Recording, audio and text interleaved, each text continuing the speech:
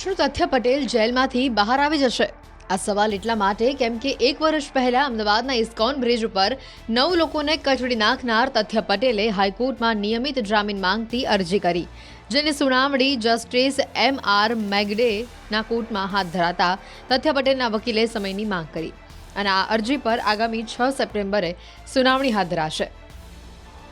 તથ્યાએ અગાઉ હાઈકોર્ટમાં નિયમિત જામીન અરજી કરી હતી અને એ સમયે હાઈકોર્ટે 6 મહિના સુધી જામીન અરજી નહીં કરવા નિર્દેશ કર્યો. થોડા સમય પહેલા તથ્યની સામે ચાર્જશીટ થઈ હતી અને ચાર્જશીટ બાદ આરોપીને જામીન અરજી કરવાનો અધિકાર મળે છે. આથી તથ્યએ ફરી નિયમિત જામીન માટે અરજી કરી છે. આ કેસને 1 વર્ષ અને 1 મહિનો થઈ ગયો હોવા છતાં તથ્ય પટેલ વિરુદ્ધ હજી પણ ચાર્જ ફ્રેમ થયું નથી. અગાઉ તથ્યએ હાઈકોર્ટમાં જુદા જુદા બહાના હેઠળ હંગામી જામીન અરજી કરી હતી, જેને કોર્ટે ફગાવી હતી. આ કેસમાં હાઈકોર્ટમાં તથ્ય પટેલની ડિસ્ચાર્જ અરજી પડતર હોવાથી તારીખ પડી રહી છે. રેસિંગ ટ્રેકની જેમ કાર ચલાવી 9 લોકોને ભરખી જનાર તથ્ય પટેલ વિરુદ્ધ પોલીસે સજ્જડ પુરાવા સાથે 27 જુલાઈ 2023ના દિવસે 1684 પાનાની ચાર્જશીટ દાખલ કરી. પુરાવાના પોટલા પોલીસે કોર્ટમાં રજૂ કર્યા, જેમાં એક શબ્દ તથ્યને આકરી સજા થાય તે પ્રકારે નોંધવામાં આવ્યો.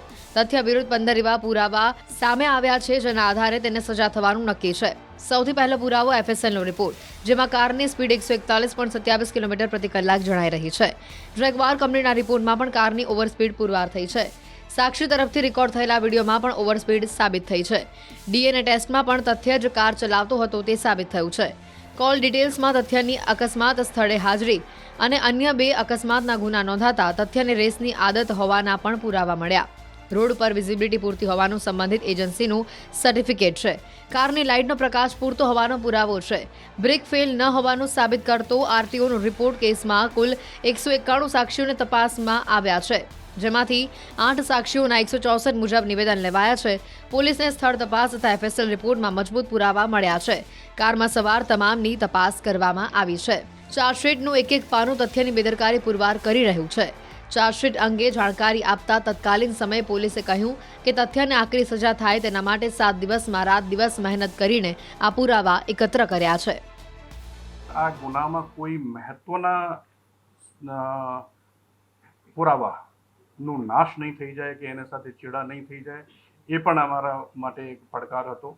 એટલા માટે અમે જે તથ્યનું જે પહેલું બ્લડ સેમ્પલ છે એ ઘટના બન્યાના 3 કલાકના અંદર જ હોસ્પિટલમાં જ્યારે એડમિટ હતો ત્યારે અમે લઈ લીધેલું હતું. એ ઉપરાંત જે ઘટના સ્થળ છે ત્યાંથી બધા પુરાવાઓ ભેગા કરવાના, અને આ પુરાવાઓ સારી રીતે તરત જ FSL પહોંચે એ પડકારને બહુ સારી રીતે તમામ અધિકારીઓએ પૂર્ણ કરેલો.